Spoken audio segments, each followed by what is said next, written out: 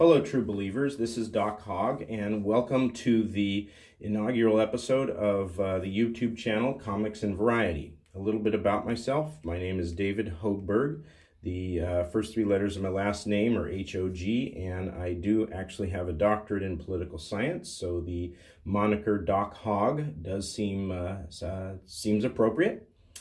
The reason I chose the name Comics and Variety and not perhaps, Comics and Diversity, well, first of all, Richard Meyer, otherwise known as your boy Zach, already has a channel called Diversity in Comics. And I also think diversity has a lot of negative connotations these days, in the sense that it's often a euphemism for, leftist politics. And it doesn't mean as much anymore, a wide array of different things. But I do think variety means that. And I think that's what, most comic book fans want to see in comics is variety. A wide array of different heroes, different villains, different storylines. I think, some politics now and then, as long as you do get, differing political perspectives in your comics, as opposed to, what we have today with, everything, so much of it being, social justice warrior, left-wing politics, and so forth. Need to give a quick shout out to my friend Jeremy Lott, who helped me come up with the name for this channel. Jeremy's a great guy, or as I like to call him, my boy J Lott. So thanks to Jeremy. And the other reason I'm doing this channel is that Richard Meyer, or your boy Zach, really inspired me with his channels like Diversity in Comics and Comics Matter, where he's done really a great job of just chronicling the SJWs who have kind of infested much of the comics industry, especially Marvel Comics, but not by no means limited to them. Now, getting to my main subject, what I want to talk about today is really whether or not the upcoming Captain Marvel movie, which is going to open in about a week, whether or not that movie is going to bomb, and if by that someone means that it won't earn its budget back. I doubt that's going to happen. I suspect Captain Marvel will still be able to ride on the success of all the previous movies in the Marvel Cinematic Universe, and that will probably be enough to make a tidy profit. But I doubt that it's going to be anywhere nearly as successful as previous movies in the MCU, and I wouldn't be surprised at all if its numbers fall off quite a bit after opening weekend. And I think a lot of it has to do with a trope that your boy Zach points out in a number of his episodes on his YouTube channel, and that's that in a lot of SJW comics, the hero almost always wins the fight against the villain very easily. She rarely has to struggle at all. And that's kind of what's coming across in the trailers for the Captain Marvel movie. And I think that's very different, when you compare the trailers of Captain Marvel to the trailers in most of the other MCU movies. They're very different in that respect. Almost all the other movies, in at least one of the trailers, you see the hero going through some kind of personal struggle, a struggle that's often related to the villain. The trailers convey that there is something difficult that the hero has to overcome. Here are a couple of examples of that.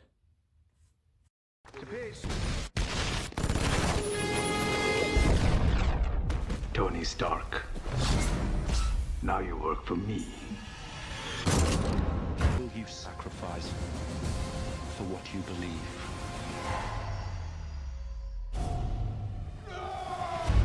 What if somebody had died? I was just trying to be like you. I wanted you to be better. I'm gonna need the suit back. But I'm nothing without this suit. If you're nothing without this suit, then you shouldn't have it. I screwed up. Yeah, so Tony Stark gets his butt kicked, Thor is faced with losing the woman he loves, and Peter Parker makes a dumb decision, like most decisions teenagers make, and it costs him big time. All right, now let's compare that to the Captain Marvel trailers.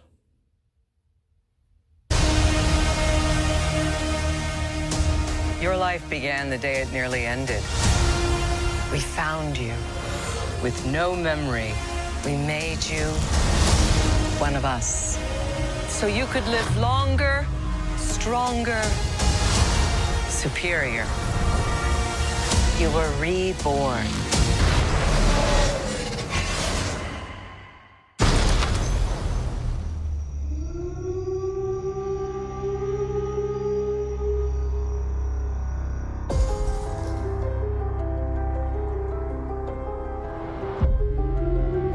War is a universal language.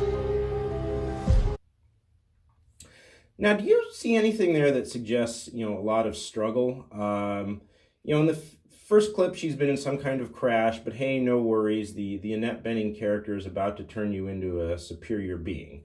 That doesn't sound like the hero there is overcoming a lot. And in the second part there, the second clip, it looks like her spaceship has exploded. Oh no, she's falling to Earth.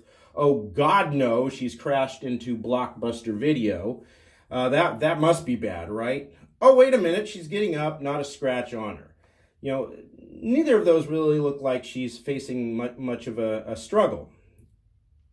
And I think I should add that, Captain Marvel in the comics is not portrayed as a hero that does not struggle. And that's why I have this anthology of Captain Marvel here, and I'll just show you a couple examples of this real quick. This is from the early Captain Marvel, and here you see Captain Marvel getting it handed to him by various various heroes. However, they turn out to be two Skrulls, which are Captain Marvel's main enemies, and they're actually in disguise. And they beat him handily. And then later on, later issue, here he is fighting a villain called the Controller, and this fight is pretty evenly matched. I mean, they're both definitely getting in their licks. And they kind of fight to a draw because, as you can see in the top panel there, basically Thanos intervenes. So Captain Marvel has never been this sort of godlike hero that doesn't face any struggles, always defeats his enemies easily. So you can't say that if that's the way the movie comes across, that they're actually being true to the comic, because they're not. Now, there is one exception to this in the MCU of trailers showing struggle, and well, really maybe 1.5 exceptions, and I'll get to the half a little later on, but the one main exception is the trailers for Guardians of the Galaxy. You don't see really the characters there, the heroes really facing the type of struggle you see in most of the other trailers. But I think the reason for that is that the Guardians of the Galaxy is kind of the comic relief of the MCU. It's somewhat lighter-hearted, a lighter-hearted superhero movie, and in that case, in that way, the trailers do kind of work without having the struggle in there. But clearly, Captain Marvel is not comic relief. I mean, she is supposed to be serious. This movie is supposed to tie the character into the next Avengers movie and set up the next phase of the MCU. Now, there is another trope that is very common in MCU trailers, and this also shows a big difference between previous MCU movies, or at least their trailers, and that of the upcoming Captain Marvel movie. And that trope is that a villain, you have a villain that is pretty ominous, one that's really threatening to do some damage. For example, How did this happen? Well, it's a long story.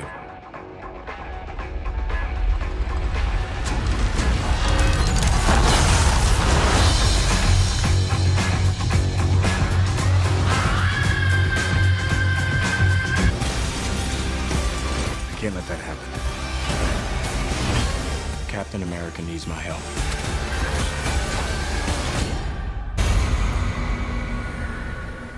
There are no strings on me.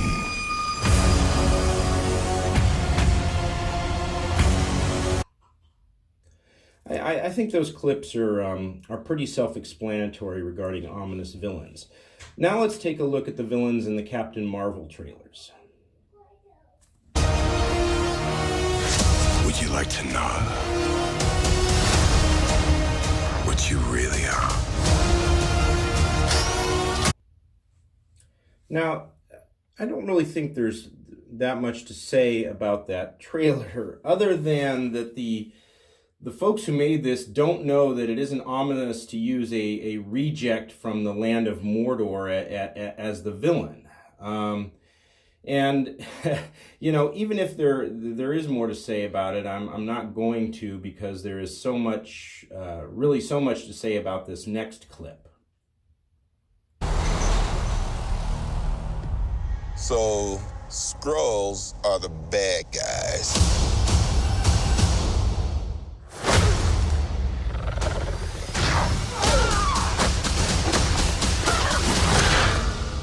And you're a Kree.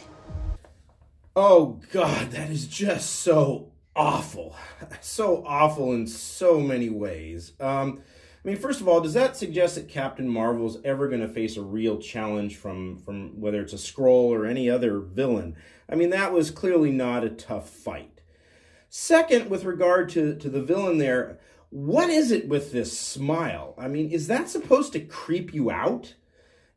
If it is, I mean, it's a big fail. It's sad. I mean, it's the type of pathetic smile you get from a big nerdy geek after a hot chick has approached him for some computer help. You know, it's the type of smile that says, hey, this guy has no chance with her. It's not the smile of scary things to come. And ultimately, I mean, this clip is just, it's so bad that I think the only way to do any justice here is to actually show the part of the movie that they're actually ripping off, and I'll do that right here.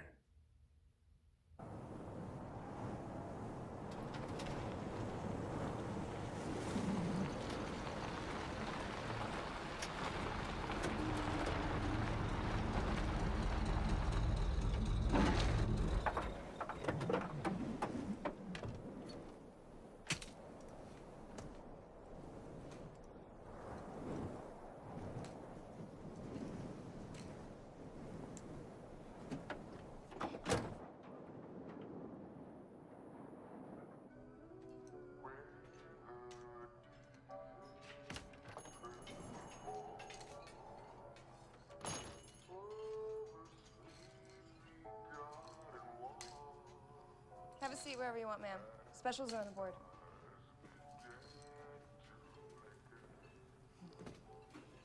Thank you, dear.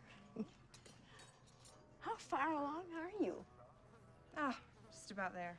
Well, the father must be very proud. I wouldn't know. He's... Out of sight, out of mind. I see. So I take it you're not married? No. That's too bad. No. Yeah, I prefer it that way. I don't need a man telling me what to do. But what about the baby? I got it under control. But it's gonna burn. What'd you just say?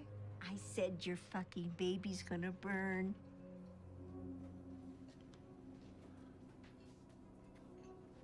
Go to hell, lady. Fucking Jesus freak. What happened?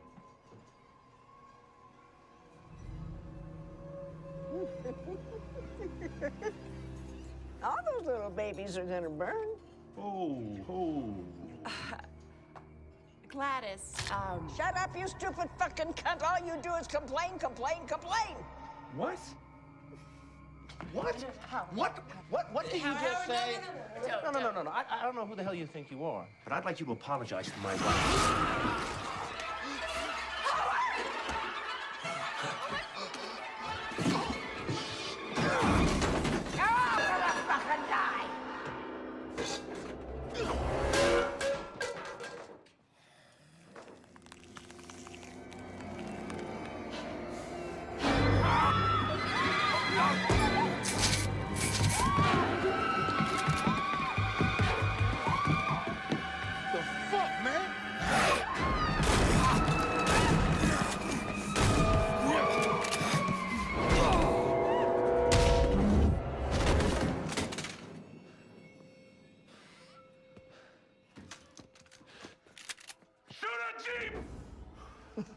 You will never save her. Shoot the bitch! Shoot her!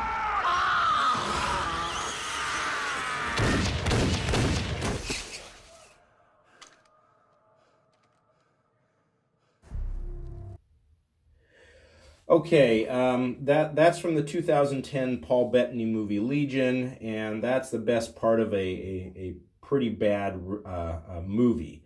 The movie has 19% rating on Rotten Tomatoes, which, isn't the end-all be-all of the quality of a movie, but if your movie only has 19% positive, it's probably bad. So what we've got here is in the Captain Marvel trailers is there's really no major struggle that the hero faces.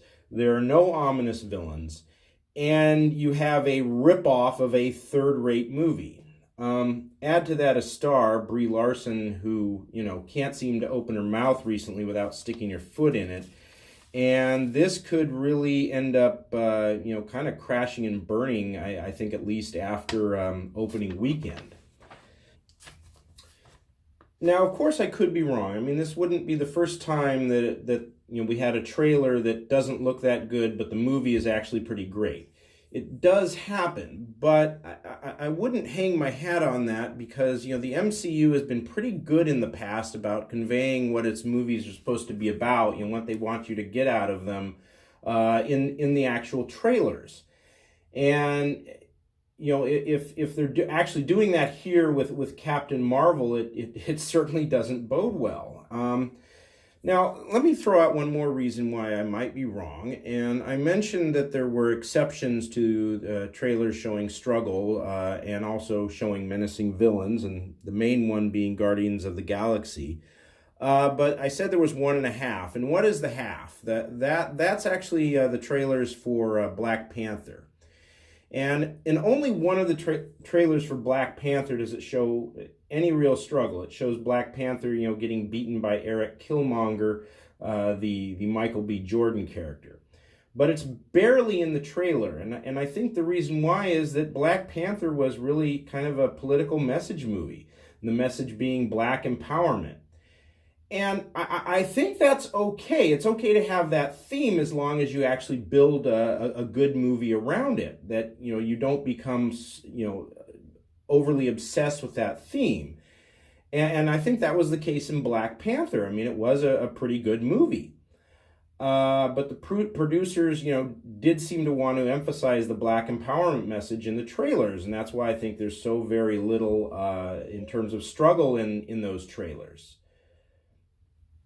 Now, you listen to Brie Larson, and Captain Marvel is a big female empowerment movie. And the trailers strongly suggest that. About to show these boys how we do it. You ready? Higher, further, faster, baby. Yes, babe. Higher. Further. Faster. Now, the question here is, was making a good superhero movie, focusing on struggle and threatening villains, was that scuttled in favor of the feminist message? And I certainly hope that's not the case. I hope that this is, in fact, a really good movie. Black Panther suggests that it could be, but I think it's doubtful. the big struggle Black Panther faces is at least hinted at in one of that movie's trailers, and that's just not the case with the Captain Marvel trailers. Anyway, I will be reviewing the Captain Marvel movie on this channel. I'll be trying to see it on opening weekend, and I do really hope that I have a lot of good things, that I'll have a lot of good things to say about it. Anyway, if you've gotten this far, thank you. If you want to contact me, here's my email address, dhog70@gmail.com. And as always, please hit the like and subscribe buttons, and have a great day. Thank you.